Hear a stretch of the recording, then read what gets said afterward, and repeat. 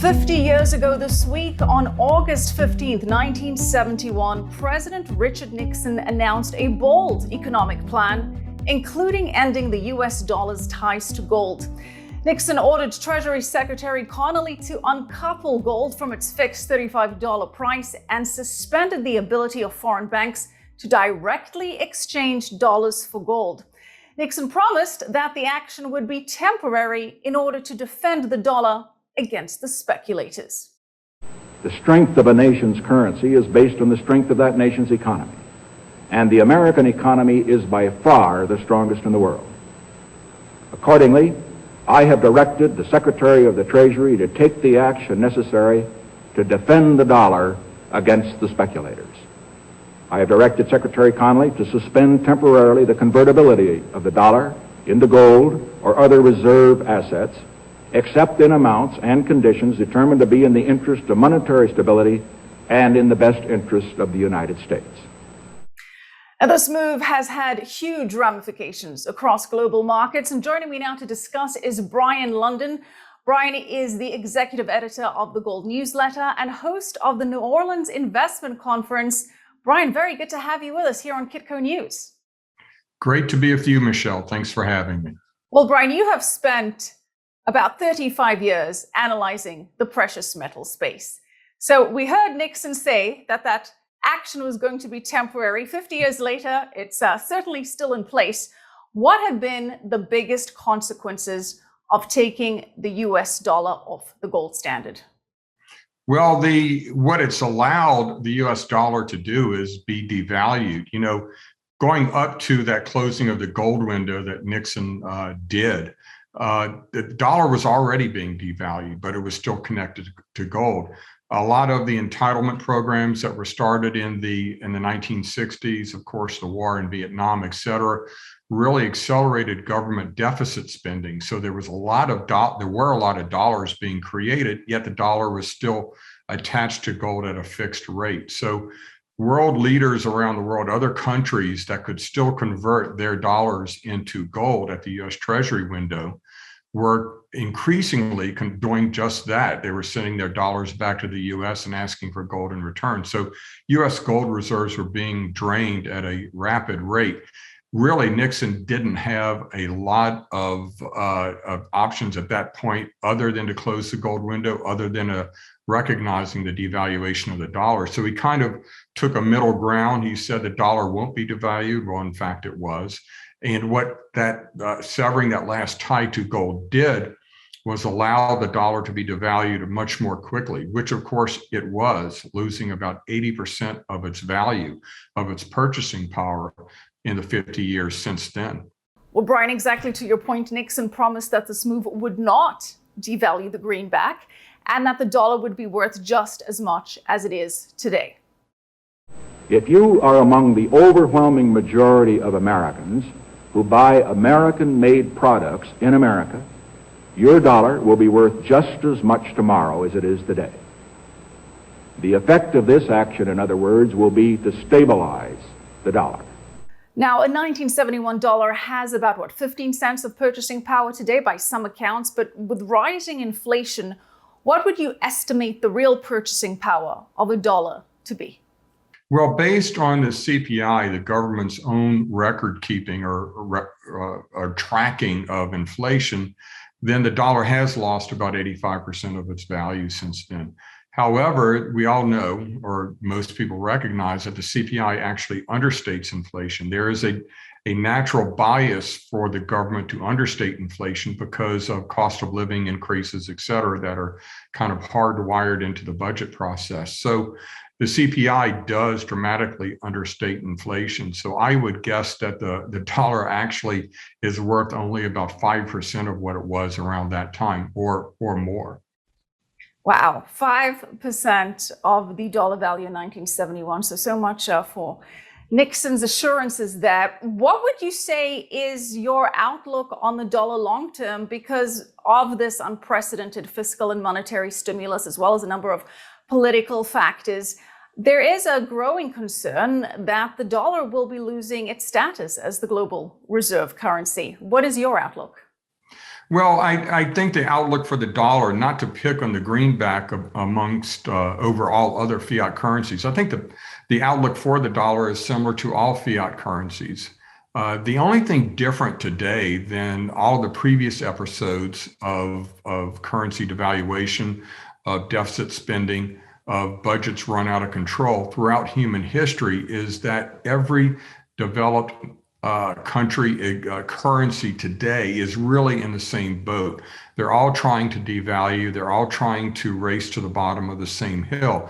Sometimes one currency leads another in that race and is worth less, and other times another currency may take the lead. So the dollar is, as they say, the cleanest shirt in a dirty laundry basket, and a lot of other metaphors that we could bring to the table here. I love that one. I use that one all the time. The cleanest shirt in the dirty laundry basket, perhaps because I can relate to that on several levels. But yeah, thankfully, it's fiat currencies around the globe that are seeing this devaluation with unprecedented stimulus around the globe. So the dollar isn't alone. So you're saying due to that fact, it may still retain its status as a global reserve currency a little bit longer.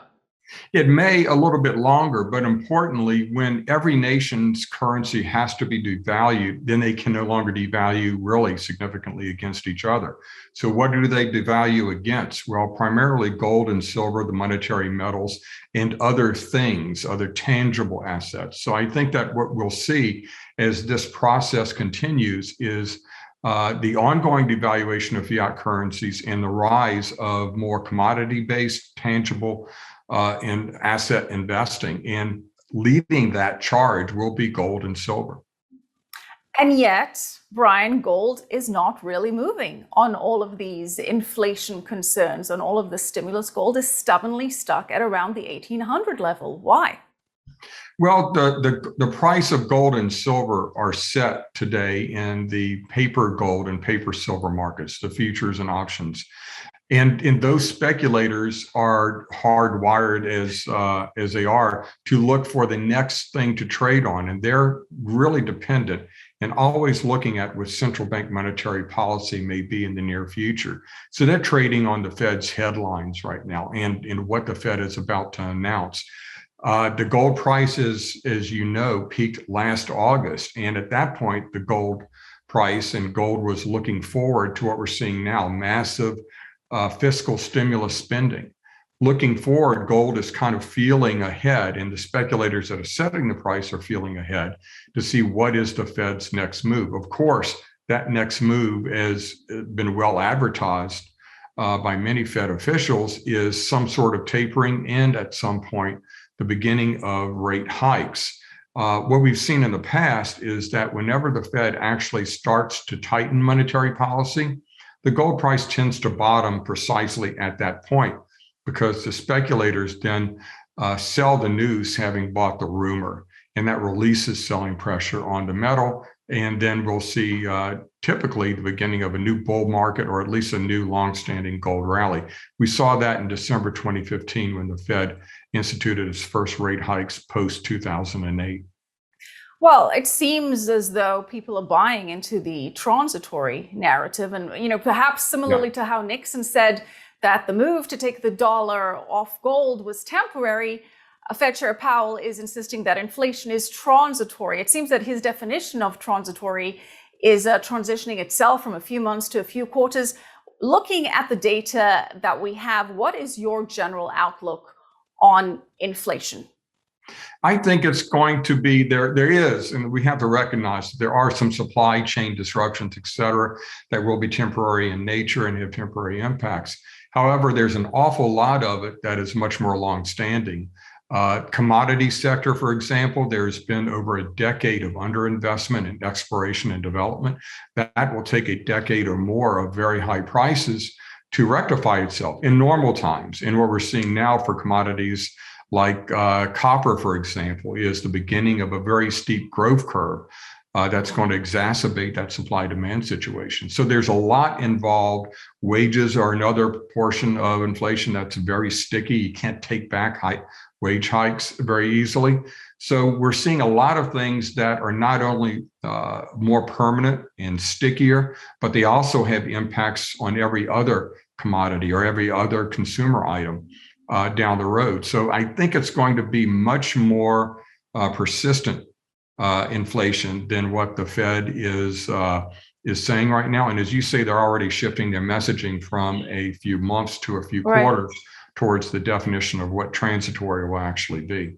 And you have to wonder whether the Fed actually has the tools to really do something about it.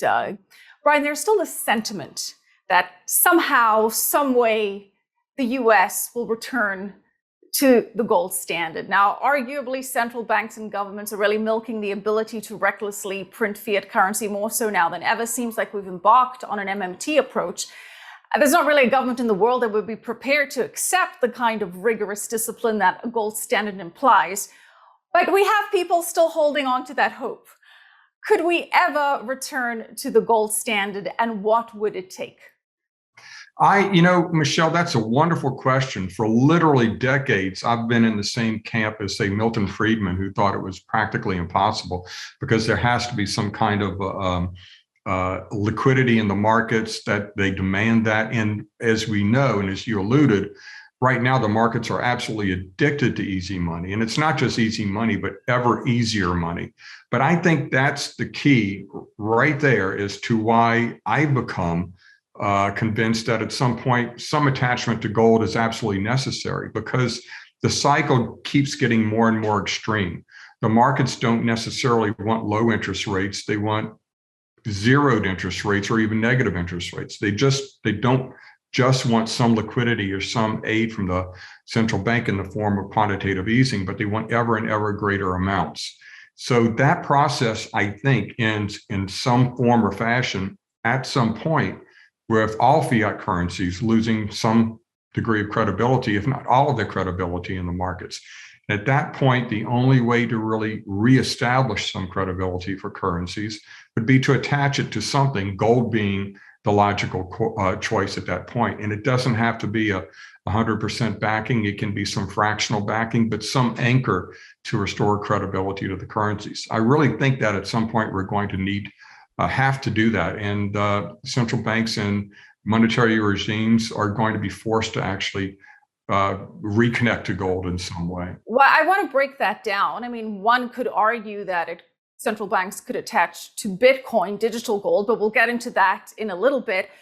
But play the scenario out for me. Like, what really needs to happen? What kind of shock to the system needs to happen for central banks to realize, okay, we have gone too far? I mean, are we talking like Zimbabwe-style hyperinflation in the United States, something like that? What would need to happen for a return of some peg to gold, as you say, in one form or another to happen?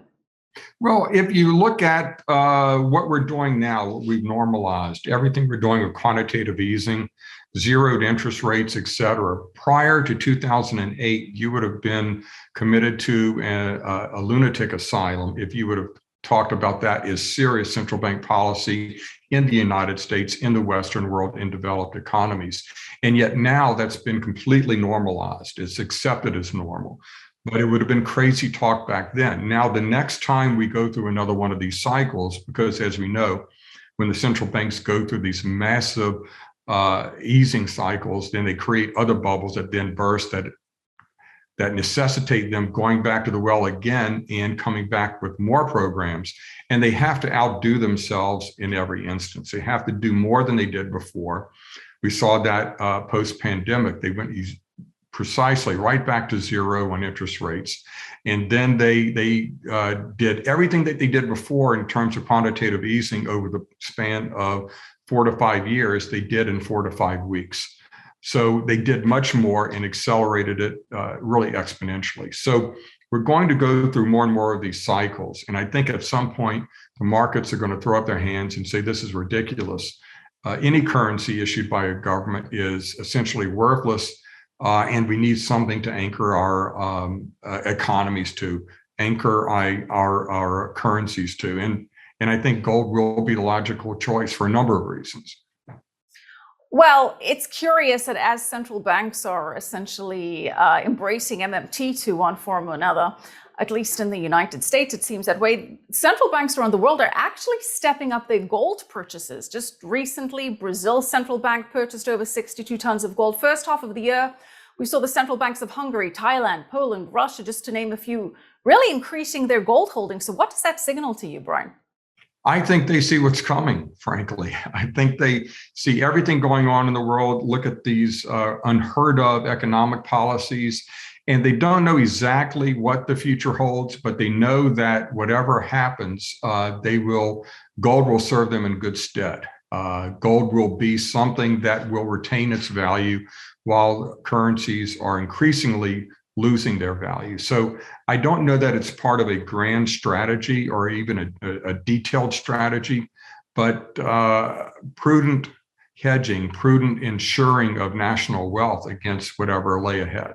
So could the alternative be digital gold, or Bitcoin as it's referred to by many? Because gold has been overshadowed by cryptocurrency, specifically Bitcoin.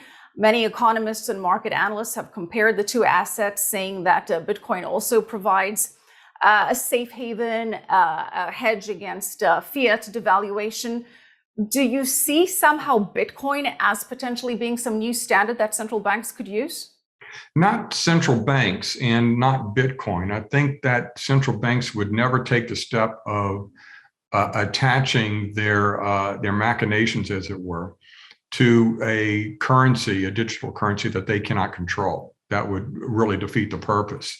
They may try to do something with the central bank digital currency that they create, right. But then again, that really doesn't solve the problem because they can create as many of those as they want. Well, I guess the question is, do you see central banks starting to purchase Bitcoin like they do gold, even though the currency isn't directly pegged to it, but just as some form of way to convey that they do have some other asset backing the fiat currency? Do you potentially see that happening? Perhaps in some countries, not so much the United States, because the United States, as having the dollar as the world's reserve currency, doesn't really hold other currencies in its reserves, other than right. Gold itself. So not the U.S., but I could definitely see that from other central banks. So you could see other central banks buying both gold and Bitcoin as a way to shore up their own currencies or faith in their own currencies.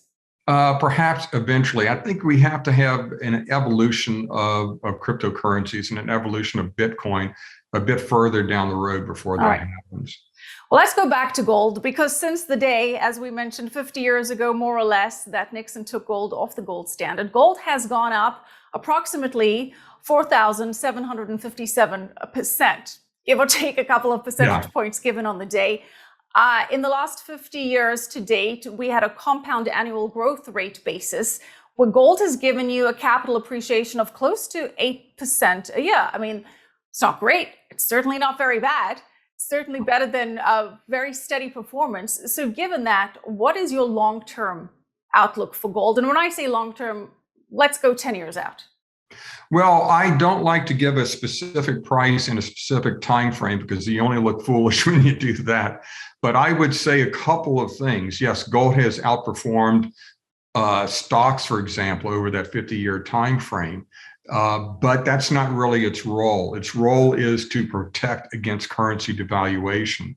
And it's certainly done that. Looking forward, we're entering a period of really a dramatic monetary revaluation, currency depreciation. And in these kinds of environments, gold typically performs in a manner where it increases 7 to 8 times. If you look at the early 70s, if you look at the late 70s, and you look at the 2000s, it's 3 distinct bull markets. In each one of those events, gold went up 7 to 8 times from its lows. If you peg the low in this period at around $1,050, then you're talking about a gold price eventually, as this cycle plays out, of $7,000 to $8,000. And we don't know whether that's going to be 3 years or 10 years down the road, but that's where this cycle should take us. So $8,000 gold, somewhere between 3 years and 10 years from now. Something like that, yes. All right. I know you won't give me a specific timeline, so I'll take what I can get. Brien, thank you so much for your time. Brien Lundin, really appreciate it. Thank you. Thank you, Michelle. Great pleasure. And thank you for watching Kitco News. Keep it right here.